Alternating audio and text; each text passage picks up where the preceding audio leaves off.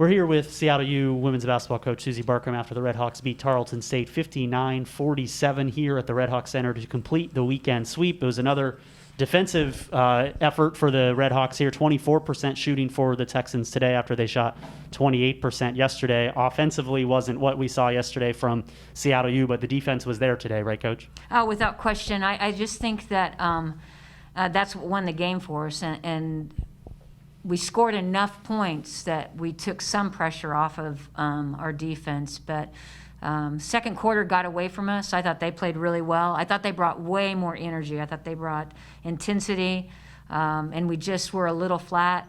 And then at halftime, we made some changes. And to hold a team to a 9, and an 8, you should be able to win that game. So just enough layups at the end.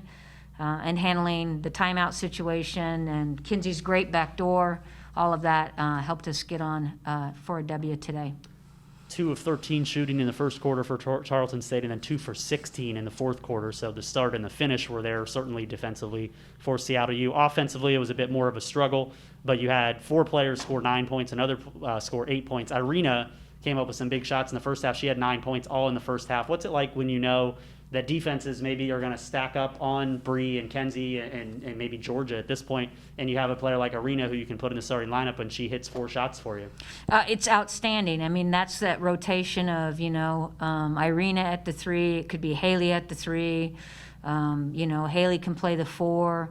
Peyton had some big buckets for us as well and played well today. So that the fact that the first-year players are really coming into their own and contributing both ends of the floor is huge for us, especially on a Saturday game where people are tired, for sure. So good bounce back. So now that we've been through 2 of these at Utah Valley last weekend and then Tarleton here this weekend with these WAC back-to-backs that you're going to be going through here for the next couple months, what's your sense on these Saturday games where it is the second game over a 24-hour period against the same opponent? I think it's more challenging mentally than most people anticipated. I've played back-to-back before, but it's been against different opponents. So for us, it worked to our disadvantage because we had such a big win last night, and I think that's hard to get rid of in your head. Even though we said, hey, points don't carry over, it's 0-0. And we shot so well, I think that there's a tendency to just assume, okay, it's going to be easy baskets, it's going to be good. And then reality, hits you in the face and you realize, okay, no, they're changing what they're doing defensively. So I thought we competed really hard against UVU on the second night, so I know it's there, but also it was a later game. I think Saturday games are just going to be grinds, and it's who can score enough baskets. I do think 60 is the mark on a Saturday night. So next up is a trip to Chicago State to face the Cougars. You didn't go there last year because of scheduling alterations, and then the year before that, Chicago State actually got a win. So it has been a place that hasn't been the smoothest sailing historically here in your tenure. What are you going to do to get the team ready to face a team that traditionally has not been one of the top teams in the standings? Yeah, so for us, brand new coaching staff, and when I looked at the roster, I recognized 1 player only. So there's going to be a lot of studying up, almost like Tarleton, right? But it's opponent we're used to. So we just don't know anything about them. We'll watch film, probably watch the CBU games, and they've had a couple of pauses, so they haven't played a lot of games as well. So we'll just study up the scout and be ready to go. We're off tomorrow. We'll start working on them on Monday, and we fly out Thursday. So I appreciate the fact that it's Friday, but it's hard when it's a Friday, Saturday, so the kids don't miss school. Chicago State, just their 5th game of the season today, and Seattle U, as you've talked about during a lot of these press conferences, very fortunate to your 13th game of the season in the books, and you get another weekend closed up as you get closer to the end of the season here. It is, without question, I will just tell you, I think it's total buy-in by our student-athlete population here at Seattle U. I think our COVID task force put in an outstanding plan.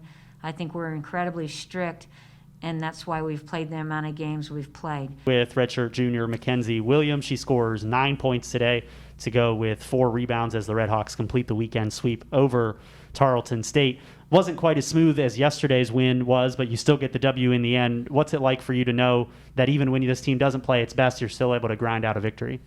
It's a really good feeling to know, like, every time we step on the court, even if they're not at their 100 of their 100%, they're going to be at the 100 of their 80% or the 100 of their 70%. So it's nice to know everyone's going to come and grind regardless. You held them to 24% shooting from the floor. They were 28% yesterday. What did you think the defensive mentality was for this team this weekend? I think we recognized that we weren't going to hit we started realizing that we weren't hitting shots, so we shifted our focus more to defense and getting stops and expected offense to come to us. When you, like you mentioned, the shots really weren't falling today. Is there a change in the mindset there as the game goes on at halftime, maybe in the third quarter, where you're realizing that, you know, the things that worked yesterday certainly weren't working today? Yeah, there's definitely that realization, and you just got to move past it and, you know, counter with what you can. And in our case, it was our defense. So you had 9 points today. That's only your second game without 10 points this year, and both times you haven't had at least 10. You've scored 9, but you've obviously been one of the more consistent scorers in the entire conference this year. We talked about this the last time you were down here, but do you feel like defenses are really prioritizing stopping you right now?